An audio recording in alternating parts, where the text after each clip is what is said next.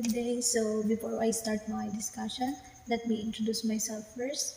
My name is Sarah Valerie A. Sumanhid, and I will discuss the teaching progression for motor skills attainment. So what is teaching progression for motor skills attainment? This is continuous teaching until the child or student acquires or adapts the motor skills and to better understand. So, motor skills can be learned and achieved through progressive activities that challenge students' skills appropriately. Learn the difference between fine and gross motor skills and the structure of progression in these skills through activities. Developing motor skills. For example, a 4-year-old boy is trying to play a soccer with his older sister. She gently kicked the ball to him and the 4-year-old kid ran to the ball, kicking it with all his might. But the ball heads off to the side, which is not at all where he intended it to go. He's still developing his motor skills, which will enable him to kick the ball with a sense of direction. So, makikita na natin na sa araling ito, isa sa alang-alang natin ang ilang pangunahing impormasyon para sa kung paano suportahan ang mga mag-aaral sa pagbuo ng mga kasanayan sa motor skills sa paraang naangkop sa pagde-develop nila. Fine versus gross motor skills.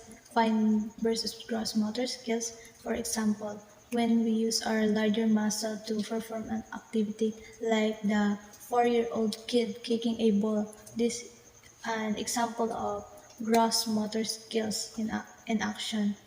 And now, let's say the 4-year-old kid's shoelace become untied. The motion to retie his shoelace utilize his fine motor skills, which involves smaller muscle like the ones in our hands, wrists, and fingers. So both types of motor skills, fine and gross, are important to everyday life skills. Past development and the area of motor skills can influence other areas of development, such as cognitive skills. When we say cognitive skills are the core skills our brain use to think, read and learn and remember, reason and pay attention. Working together, they take incoming information and put it into the bank of knowledge we use every day at school, at work, and in life.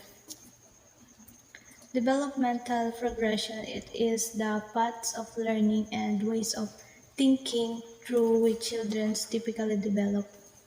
For example, it takes time and instruction for children to cultivate motor skills depending on the particular task over time. The 4-year-old kid will ultimately learn to kick a ball with direction, but he'll have progressed through a number of stages to get there.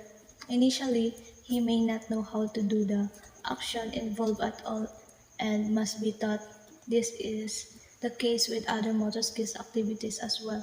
For instance, it may seem obvious to us as adults how to jump from 2 feet, yet a child who's never jumped before may not find this as natural as we might imagine. Well, the child be able to push off from a standing position while he or she bend her knees.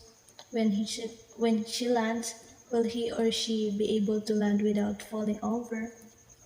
A child's individual characteristic and background also need to be taken into account. For instance, some children face challenges due to lack of opportunities to develop motor skills, such as a child who lives in an unsafe neighborhood with very few opportunities to run and play outdoors. Others may face challenges having to do with disorders that affect and impair motor function on a physical level. So, Scaffolding motor skills development. As you interact with a particular child, notice where that child is today in his abilities and development, then identify the next step in the progression of motor skills for that child and assist them in becoming proficient in that stage of development. Use proper scaffolding during this process. Scaffolding is a term used to describe teaching strategies that provide adequate support for students as they grow in their abilities. This is similar to a person using real-life scaffolding, which help them to feel a sense of security from a structure supporting them as they reach higher and higher. To return to our example of helping a 4-year-old kid learn to kick the soccer ball, you might determine the first step is teaching him a appropriate form. If the 4-year-old kid can kick a ball but he hyperextends his knee each time, that will have negative consequences over time for him.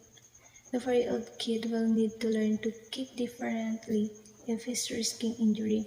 Allow for plenty of opportunities to repeat an activity. Repetition gives you an opportunity to provide both encouragement and constructive feedback. The child will have a chance for both successful and unsuccessful attempts. It's important to let the child know that unsuccessful attempts are all a part of learning process. So that's all for today, and I hope you learned something from my discussion. And thank you. Bye bye.